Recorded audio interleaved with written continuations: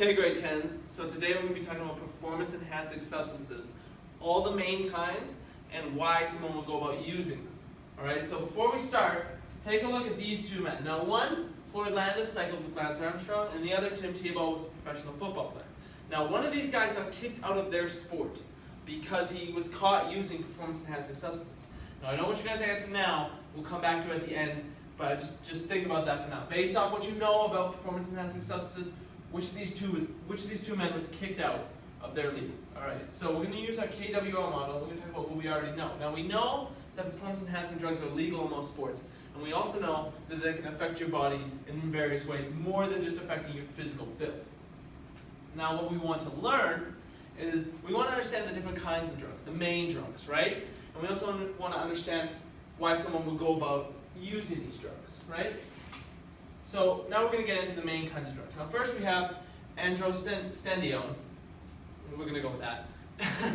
And so this is the bodybuilder's like supplement. Like this is the one that you see the real big dudes in your gym.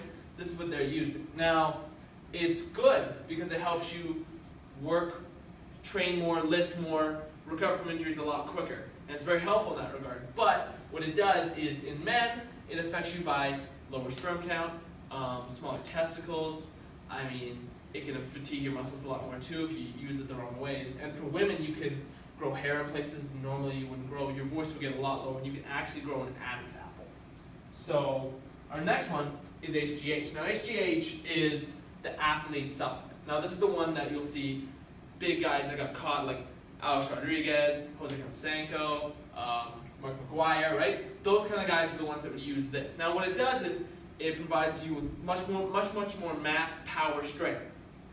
But what it does, it affects your muscles long term. So it affects the fact that you can't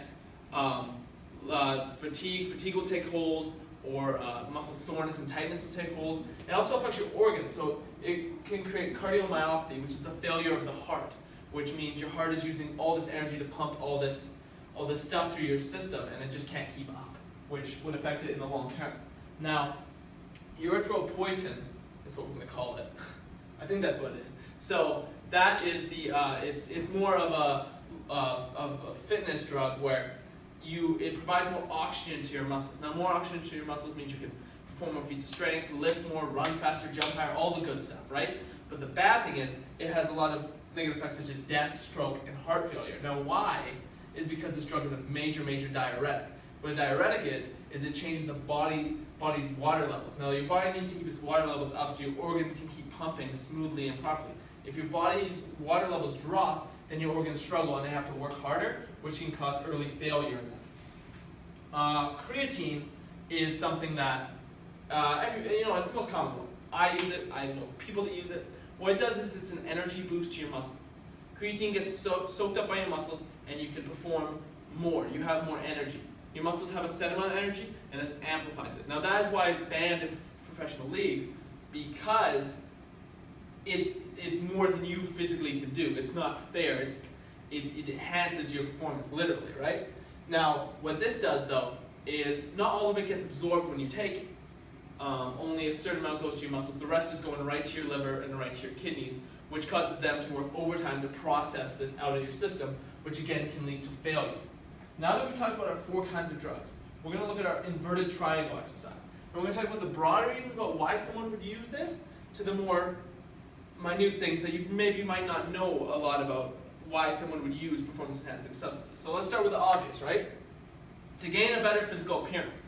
We all see the magazines, we all want to look better. This is a quick and easy way to do it, to improve your athletic performance. Once you get to those high levels, and you want that extra edge on someone, this is a great way to amplify that. It's a great way to get that little edge, to be a little bit noticed by the scouts, score some more goals, run some more, you know what I mean? All the obvious stuff.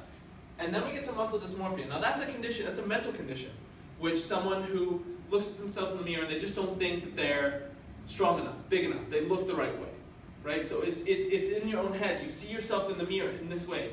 So you'd say, hey, well, what can I do to fix this? Well, I'll start taking steroids and I can get larger, I can get stronger, I can look the way I want to look. The problem with that, though, is this never goes away because it's always here. You can't destroy what's up here with something in your arm.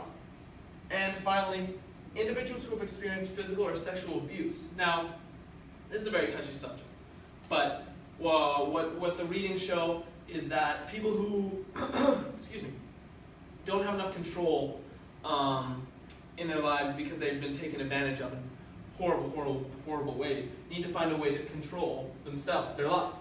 So they take a step to performance-enhancing drugs where you can look better, you can run faster, you can be stronger, you can be everything you want to be, right? So this is a quick fix.